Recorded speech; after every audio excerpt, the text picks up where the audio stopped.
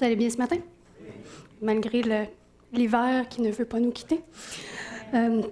Donc, comme José l'a dit, la semaine dernière, on a débuté une série et on la termine, on la continue aujourd'hui.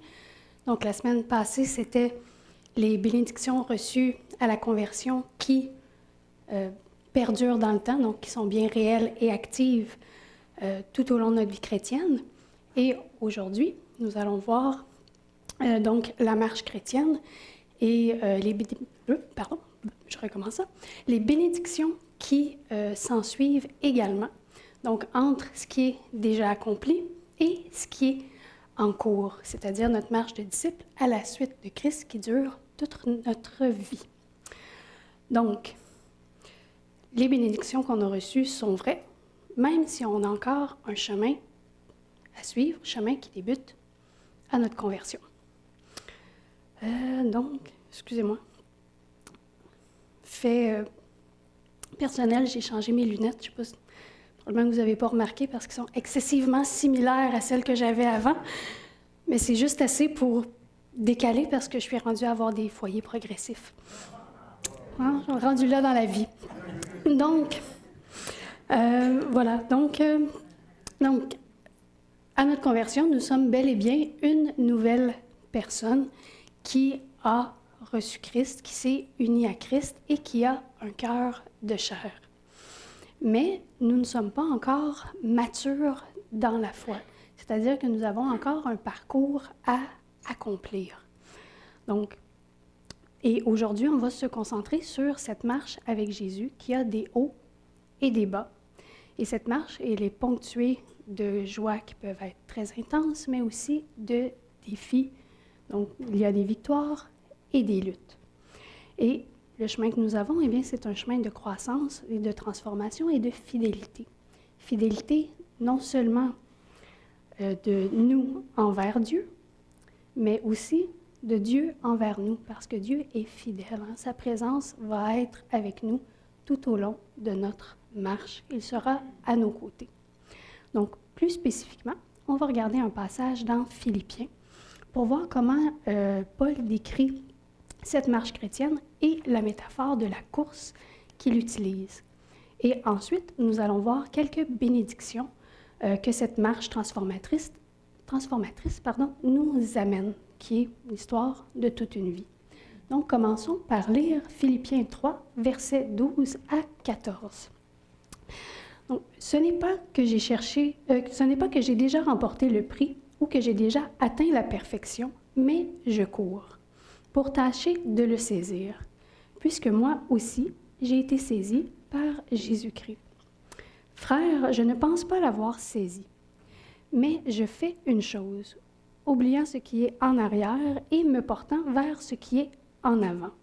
Je cours vers le but pour remporter le prix de la vocation céleste de Dieu en Jésus-Christ. Prions. Seigneur, comme Paul, nous reconnaissons que nous n'avons pas encore atteint la perfection, mais nous voulons courir avec toi et persévérance sur le chemin que tu as tracé. Saisi par ton amour comme Paul l'a été, aide-nous à oublier ce qui est derrière et tendre vers ce qui est devant. Inspire-nous à suivre ton exemple, et l'exemple de Paul, en gardant à l'esprit que cette course est une marche de foi constante où chaque pas nous rapproche de toi davantage. Amen. Donc, le passage d'aujourd'hui, il se découpe en 4 parties. Reconnaissance de l'imperfection personnelle, dynamisme et action dans la marche chrétienne, détermination à aller de l'avant et but et récompense céleste. Donc, commençons par la reconnaissance de l'imperfection. Donc, Paul, au début, mentionne qu'il est imparfait, qu'il n'est pas encore arrivé au but ultime de sa foi, qu'il est encore en chemin. Donc, en avouant ses imperfections, Paul fait preuve d'une grande humilité, mais aussi d'une maturité, en plus de corriger 2 attitudes morales qui peuvent être détrimentales au chemin de disciples, donc le perfectionnisme et l'insouciance.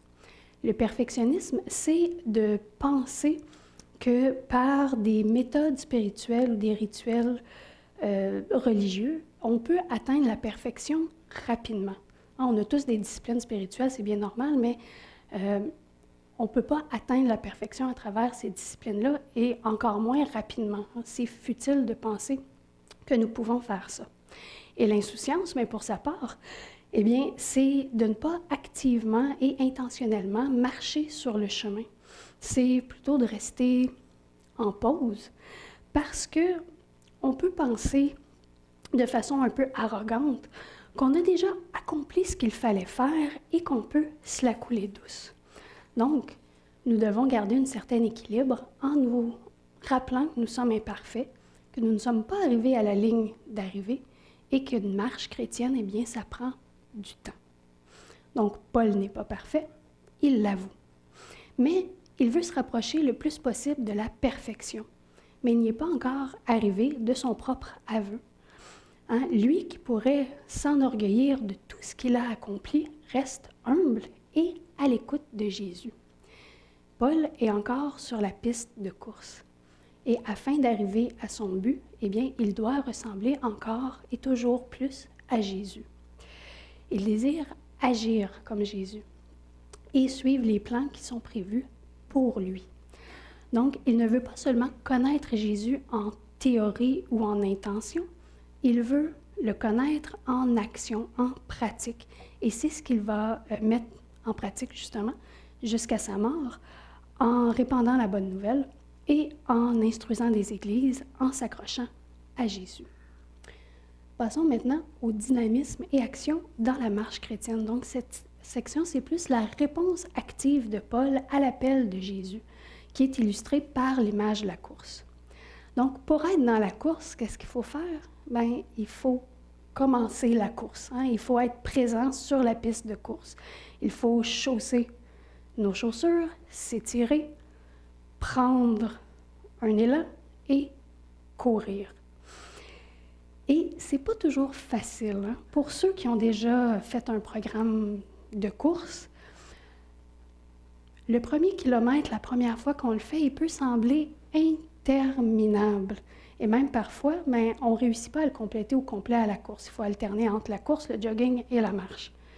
Mais éventuellement, au cours du programme d'entraînement, on passe le cap du premier kilomètre sans même s'en rendre compte et on est en chemin pour le 5 km et potentiellement plus selon la distance que vous voulez courir. Et pour les chrétiens, eh bien, c'est la même chose. On est dans une course, mais la course n'est pas toujours facile. Et en plus, ce n'est pas un 5 km, 1 km, 10 km, c'est un marathon. Donc, ça demande de la persévérance et il faut continuer, même si on rencontre des difficultés. Et l'authenticité de la foi en Christ ne se mesure pas seulement à l'intensité de la décision initiale de courir. C'est vraiment recevoir Christ, c'est l'aventure de toute une vie qui se renouvelle sans cesse. Il y a toujours des nouvelles découvertes, malheureusement, mais il n'y aura pas seulement de la joie. Il va aussi avoir des épreuves et des défis. Pour les chrétiens, cela peut prendre la forme de difficultés avec certaines disciplines spirituelles, ou de la moquerie par rapport à leur foi, ou du ridicule parce qu'on se lève le dimanche matin pour aller à l'église plutôt que de dormir. Et dans certaines parties du monde, malheureusement, ça peut même aller jusqu'à la persécution ou la mise à mort. Mais toutes ces limitations, on s'entend que la persécution et les mises à mort, c'est assez une grosse limitation, mais bon. Toutes ces limitations-là, que nous les vivions ou que nous les voyons de par le monde de notre téléviseur, elles doivent être vues comme un moteur, comme une motivation, plutôt que comme une excuse pour s'arrêter de courir à la suite de Jésus. Donc la course, eh bien, on met un pied devant l'autre, donc c'est un processus dynamique. Et le parcours chrétien, eh bien, c'est un processus dynamique tout autant qui demande, pour sa part, non pas de courir, mais une compréhension intellectuelle et une transformation morale. Paul dit tout simplement dans le verset « Je cours ». En anglais, le terme « press on » est habituellement par lequel « je cours » est traduit, ce qui communique le fait d'avancer rapidement d'une manière décisive vers un objectif. Hein. Quand on court, d'ailleurs, on veut arriver à la ligne d'arrivée, on a un objectif précis. Et c'est la même chose pour la marche chrétienne. Et le verbe qui est utilisé pour « je cours » dans le verset, eh bien, c'est exactement le même que Paul utilise quand il parle de sa persécution de l'Église. Donc, il met autant de zèle à sa poursuite de Jésus, à sa course envers Jésus, qu'il a mis dans la persécution de l'Église. Et on sait tous que Paul était un grand persécuteur de l'Église avant sa conversion. Et Paul termine le verset en mentionnant qu'il a été saisi par Christ. Son cœur s'est ouvert pour recevoir Jésus et tout son être a répondu. Pour que nous soyons saisis tout comme Paul, nous devons laisser de la place dans notre cœur à Jésus. Donc, nous devons vouloir recevoir Jésus. Et lorsque Christ nous saisit, il ne nous lâchera pas en cours de route. Hein, comme je le dis, Dieu et Jésus sont fidèles. S'il y a un lâcher-prise, c'est nous qui allons lâcher prise avant la fin de la course. Et c'est pourquoi il est important d'être déterminé, d'aller de l'avant et de parcourir le chemin jusqu'au bout, ce qui nous amène à la détermination d'aller de l'avant, qui est la prochaine section. Donc, Paul ici montre que nous devons laisser en arrière de nous notre passé, hein, nos échecs, nos réussites, nos distractions, pour nous concentrer vers le futur. Nous pouvons bien sûr regarder le chemin que nous avons parcouru, mais c'est seulement une constatation. Il ne faut pas obséder sur notre passé. Si nous devons bien lâcher prise sur quelque chose, ce n'est pas Jésus, c'est notre passé. Paul met l'accent vers le fait de se tourner vers l'avant en laissant derrière soi tout ce qu'on a eu avant. Paul parle ici en plus au « je ». Hein, il va dire « je cours » et je. Et petite parenthèse ici, je pense qu'il est important de garder nos yeux sur notre propre course. C'est-à-dire qu'on ne se compare pas aux autres. Parce que au final, ce n'est pas bénéfique du tout parce qu'on est tous à des places différentes, que ce soit avec notre histoire, hein, on a tous un passé différent, des dons différents, et on est tous à des places différentes sur la piste de course. Et peu importe notre place sur le chemin chrétien, c'est important de garder les yeux fixés vers Jésus et non pas vers ce qui se passe à côté de nous. Parce que ce qui se passe à côté de nous, ça peut être super intéressant. On peut tous être ensemble une belle communauté, mais ultimement, il faut garder tous ensemble les yeux fixés vers Jésus, vers l'avant. Fin de la parenthèse.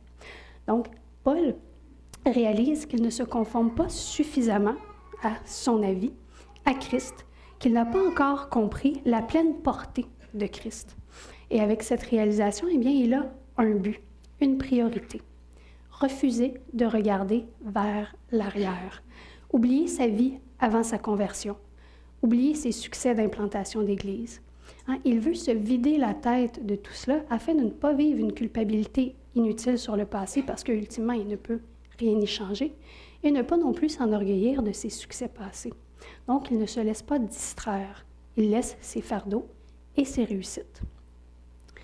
Et notre passé, eh bien, ce n'est pas la seule source de distraction qu'on peut avoir.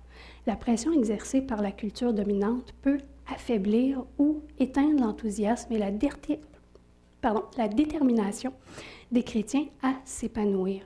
Et ça peut prendre différentes formes, comme je l'ai mentionné, hein, la moquerie, le ridicule et même d'autres, mais c'est aussi certaines influences culturelles ou certaines tendances idéologiques et sociales. Donc la vie chrétienne doit avoir un juste milieu. Ça ne signifie pas de nous isoler du monde, mais plutôt d'agir en tant que sel et lumière du monde, mais en étant conscient des influences extérieures et de ne pas abandonner nos propres convictions au profit de celles qui ne sont pas chrétiennes. Et si nous tombons, eh bien, nous pouvons nous reprendre, hein, reprendre notre place sur la piste et reprendre notre course et poursuivre. Paul ici cherche, dans le fond, à inspirer tous les chrétiens à poursuivre et à vivre leur engagement avec Christ, avec foi et authenticité.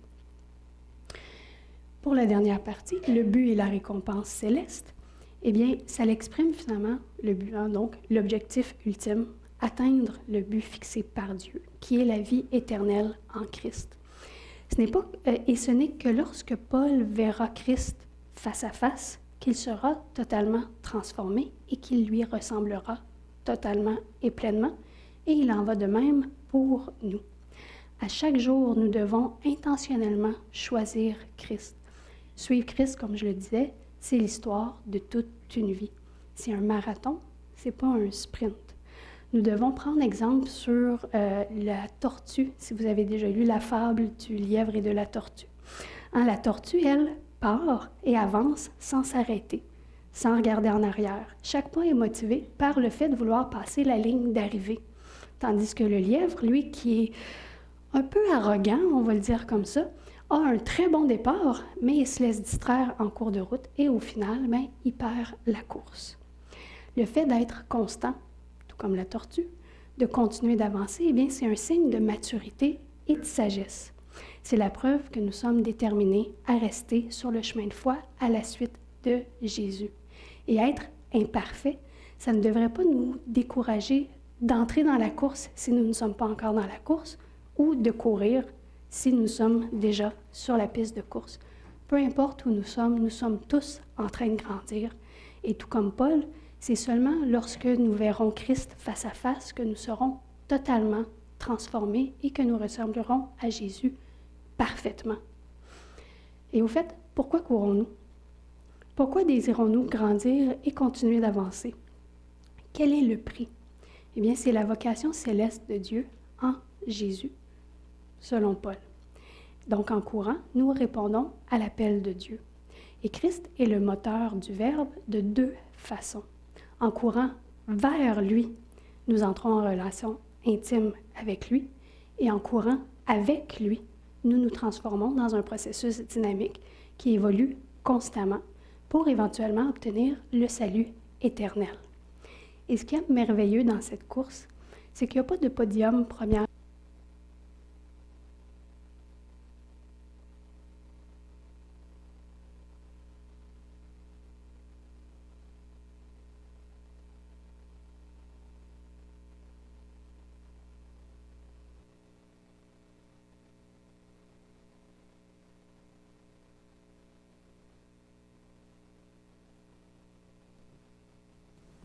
Problème technique réglé. Donc, ce qu'il y a de merveilleux dans la course, c'est qu'il n'y a pas de podium première, deuxième ou troisième place. Tout le monde qui court, pourvu qu'il reste uni à Christ et qu'il cultive son cœur de chair, gagne la course. Nous gagnons tous à condition de rester jusqu'à la fin. Et j'aimerais retourner sur un point que je trouve important, que j'ai soulevé plus tôt et que même José a soulevé dans son introduction. Ce sont les moments difficiles les moments difficiles de la marche chrétienne. Jésus n'a jamais dit que ce serait facile. La vie chrétienne, c'est une marche de foi et de résilience, marquée par, oui, des moments de joie, de croissance, de transformation, mais aussi par des épreuves. Et Jésus l'a même souvent souligné à travers ses enseignements, et que de vivre les valeurs chrétiennes et de suivre ces mêmes enseignements, ça peut être difficile et exigeant. Plusieurs passages dans la Bible le mentionnent, même dans l'Ancien Testament. Excusez, ça a fait de l'ombre, puis je ne suis pas habituée.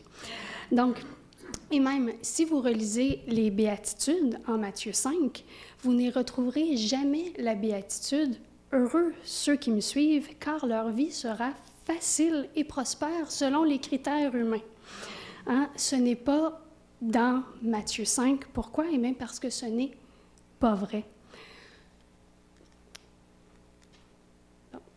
Même cette batterie-là ne marche plus. Bon, donc, les béatitudes dans Matthieu 5, ici vous les voyez une partie. La conscience de la probité spirituelle amène le royaume de Dieu. L'acceptation des temps plus difficiles, ça amène la consolation. La douceur amène la terre, donc être des bons intendants de la terre. L'aspiration à la justice amène la satiété. Et la bonté amène la bonté. Et vous voyez aussi, il y a des valeurs qui sont opposées, donc les valeurs du monde. Aussi, mais la pureté du cœur amène le fait de pouvoir voir Dieu, donc être en présence de Dieu. Rechercher de la paix, eh bien, ça nous donne le titre de fils et de fille de Dieu. Et l'engagement jusqu'à la persécution, parce que dans les églises du premier siècle, la persécution était plus monnaie courante qu'aujourd'hui, bien, ça l'amène le royaume de Dieu. Donc, le bonheur tel que compris par Jésus, et pour avoir les récompenses, eh bien, ce n'est pas la définition commune du bonheur, celle qu'on a de façon régulière dans la société. Il ne s'agit pas de réussite, de succès ou d'être heureux selon des circonstances extérieures ou d'une situation qui nous est favorable ou parce que ça va bien dans notre vie. Il s'agit d'une situation privilégiée qui apporte une joie et une félicité qui dépassent les conditions humaines et les circonstances extérieures. C'est une bénédiction réservée à ceux qui vivent dans le royaume de Dieu. Les béatitudes ne promettent pas le rire, le plaisir ou la prospérité terrestre. Le bonheur, selon Jésus, c'est le privilège de connaître Dieu, de l'appeler Père, d'avoir accès au salut éternel et de vivre selon les valeurs du royaume. C'est ça qui amène une joie intérieure, de l'espérance et une connaissance profonde des réalités qui sont transformatrices. Et la bonne nouvelle, c'est un message de bonheur, puisqu'il nous rapproche de Dieu. C'est un message qui nous offre le pardon, le salut, la paix intérieure et une vie abondante, malgré les difficultés rencontrées, peu importe les difficultés rencontrées. Et il est normal de trouver notre chemin difficile, que ce soit par des choses de la vie courante ou par des obstacles que nous rencontrons dans notre vie chrétienne. Nous avons tous besoin d'encouragement et de persévérance. Et Jésus l'a mentionné à plusieurs reprises, et même dans l'Ancien Testament, c'est noté. Donc, si Dieu et Jésus prennent la peine de nous le rappeler à plusieurs reprises dans la Bible, eh bien, c'est que c'est vrai. Nous avons tous besoin d'encouragement, nous avons tous besoin de persévérance.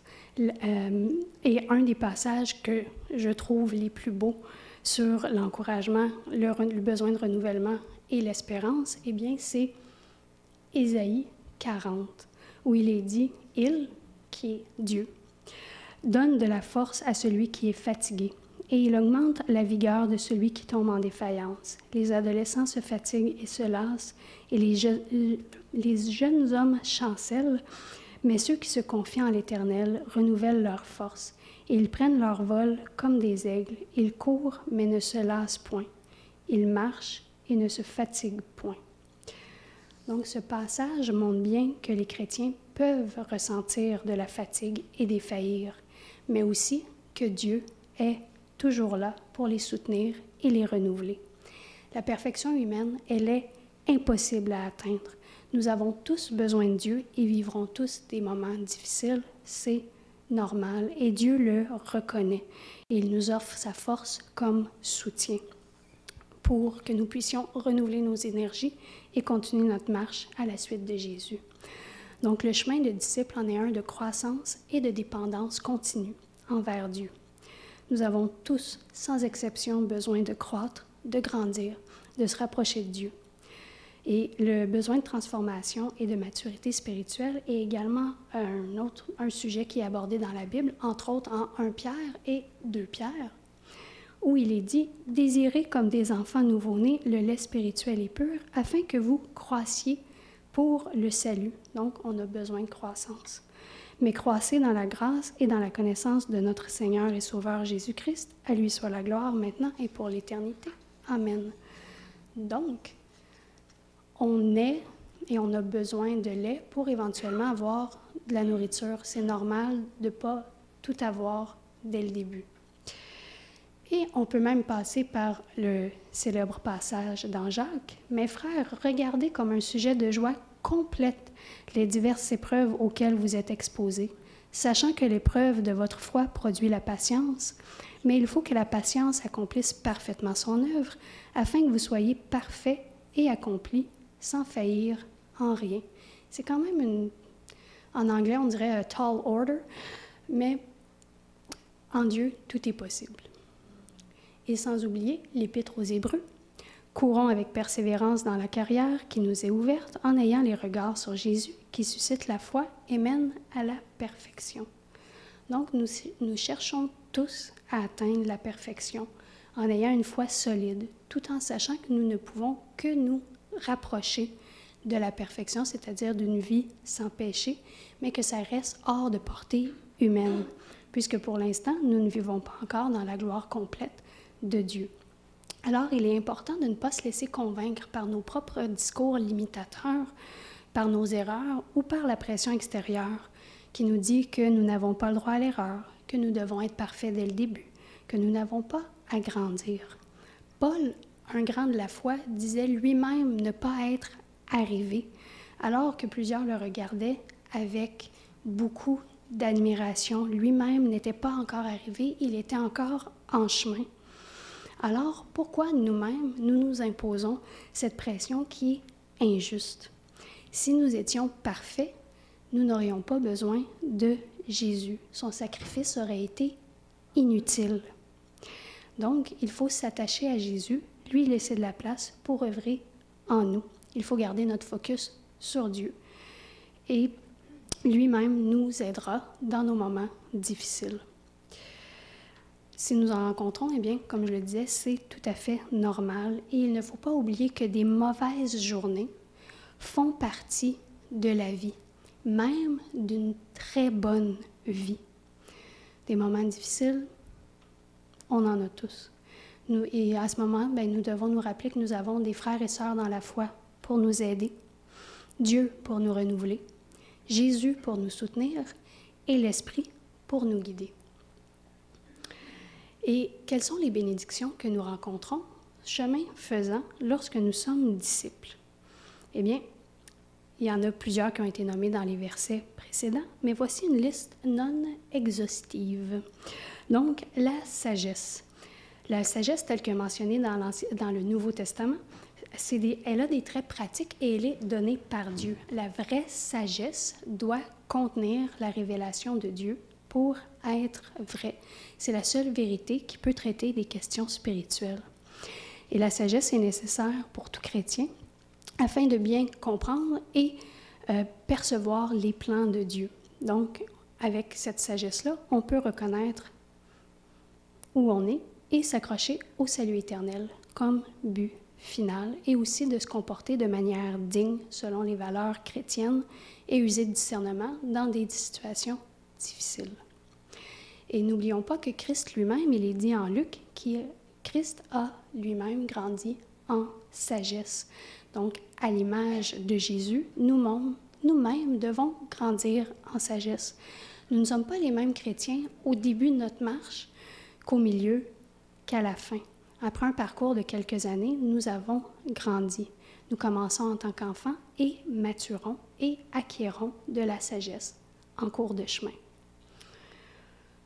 Ensuite, il y a bien sûr la persévérance. Il s'agit ici de tenir ferme, de rester fidèlement attaché à Christ. Donc, la persévérance, c'est la dépendance constante et patiente du chrétien à l'égard de Christ. C'est une qualité que nous pouvons développer seulement après l'avoir reçue de Dieu. C'est par la puissance divine que nous pouvons persévérer. Ce n'est pas par nos propres forces, mais par la sienne que nous restons attachés. C'est lui qui nous renouvelle. La persévérance peut être aussi liée à la vie de prière afin de pouvoir communiquer avec Dieu, surtout dans les moments difficiles. Dans la marche de disciples, nous devons tous avoir de la persévérance puisque sinon, à la première épreuve, nous sortirions de la course et mettrions nos souliers dans le garde-robe, pour revenir à la métaphore de Paul. Donc, la persévérance pointe ultimement vers l'espérance. Il y a un autre verset dans Romains, je pense, qui dit que si on a des afflictions, ça produit de la persévérance, que la persévérance produit de la victoire, que cette victoire va produire de l'espérance. Donc, Paul exprime ici que la souffrance développe la persévérance et qu'ensuite, cette persévérance nous aide à surmonter des épreuves, ce qui conduit à une victoire spirituelle. Et cette victoire spirituelle, eh bien, c'est notre espérance pour garder espoir vers le salut éternel et dans les promesses de Dieu. Et il faut se rappeler aussi qu'au moment où ces versets ont été écrits, mais c'était l'Église du premier siècle, qui, pour eux, souffrir était plus la norme que l'exception. Donc, ils devaient vraiment garder espoir parce que leur quotidien était très difficile. Et même si aujourd'hui, du moins au Québec, nous vivons dans un pays aisé, nous pouvons tout de même prendre exemple sur les chrétiens du premier siècle et garder les yeux fixés vers la victoire et se rappeler que les mauvais temps ne sont pas éternels et ont un but, comme même Sophia l'a exprimé ce matin dans son témoignage. Ensuite, il y a la patience. La patience, eh bien, c'est la retenue face à la critique et au désagrément. Elle est donnée par Dieu et elle fait partie du caractère de Dieu qui est plus patient que Dieu. Cependant, ce n'est pas une patience qui est passive. Dieu n'attend pas les bras croisés et nous non plus. La patience doit prendre une dose d'initiative, c'est-à-dire que nous devons activement choisir d'être patients. Parce que l'impatience et la colère sont beaucoup plus faciles à aller chercher que la patience. Et tous les chrétiens sont appelés à être patients. Il nous faut donc cultiver la patience dans la face de l'adversité et la provocation. La patience permet de calmer des situations et même d'éviter des conflits. Et elle permet à la sagesse de faire son entrée plutôt que de réagir sur le coup ou l'impulsion des émotions. Et la sagesse mêlée à la persévérance permet de rester ferme dans des temps de défi. Et la gratitude, pour sa part, eh bien, c'est une reconnaissance et une appréciation sincère envers Dieu et ses bénédictions, ses grâces et son amour. Donc, à travers la prière, les louanges et des actions de grâce, c'est souvent de cette manière-là qu'elle est exprimée et que nous pouvons développer un cœur reconnaissant et vivre de manière plus profonde et authentique. La gratitude, ça permet de reconnaître finalement la bonté de Dieu dans nos vies, même au milieu des difficultés. Le cœur de chair que nous obtenons à notre conversion nous dispose à recevoir Christ, à vouloir une transformation de notre personne par Dieu et à changer notre vision du monde par l'Esprit. Nous pouvons aussi reconnaître que les bénédictions de Dieu, que Dieu nous offre sont gratuites, qu'elles soient au début de notre parcours ou chemin faisant. Alors, pour revenir aux questions que j'ai posées la semaine dernière, pourquoi nous sentons-nous parfois trahis par les promesses de Dieu, trahis par nous-mêmes, déçus par moments? Pourquoi avons-nous l'impression de ne pas être à la hauteur, de ne pas mériter les bénédictions divines? Que les bénédictions reçues au début ne sont plus applicables, que les bénédictions sont seulement pour les autres, ou que le chemin de disciple, finalement, c'est pas pour nous. Est-ce que c'est un manque de piété? Une mauvaise façon de prier? Une lecture de la Bible déficiente? Un manquement personnel impardonnable? Eh bien non, bien sûr que non. C'est parce que nous avons perdu de vue que la vie chrétienne a un ici-maintenant lorsque nous nous convertissons et aussi une marche de disciples qui est en cours et sur laquelle nous marchons toute notre vie. Le changement, eh bien, il est progressif et continuel. Nous sommes tous en construction, peu importe où nous nous trouvons sur le chemin de disciples. Nous sommes en évolution parce que nous sommes tous imparfaits. Tout comme Paul, nous sommes bénis et enfants de Dieu, mais nous ne sommes pas arrivés. Nous sommes encore dans la course. Et cette course, bien qu'elle soit merveilleuse, elle n'est pas sans défis qui peuvent nous faire douter. Et dans ces moments, eh bien, nous devons nous rattacher à Jésus et tenir bon. Nous sommes bénis et pouvons nous réjouir des bénédictions déjà reçues, tout en reconnaissant que nous avons des qualités chrétiennes à acquérir et que Dieu continuera de nous bénir sur notre chemin. Si nous voulons grandir en maturité et se voir développer en nous la sagesse, la persévérance, la patience et la gratitude, entre autres, Jésus doit être au centre de notre vie. Nous devons lui laisser la place pour œuvrer. Nous devons lui laisser le centre, c'est-à-dire la place qui lui revient. Et tout comme Paul, nous ne devons pas voir le chemin de disciple comme une corvée, mais bien comme un privilège. C'est un privilège de se mettre à l'école de Jésus et de le laisser nous transformer. Que nous puissions tous continuer à persévérer et à suivre Jésus, à lui laisser la place pour nous transformer, à choisir le bon chemin, malgré les difficultés, afin de pouvoir rester dans la course et atteindre le but fixé par Dieu et recevoir notre récompense céleste, la vie éternelle. Amen.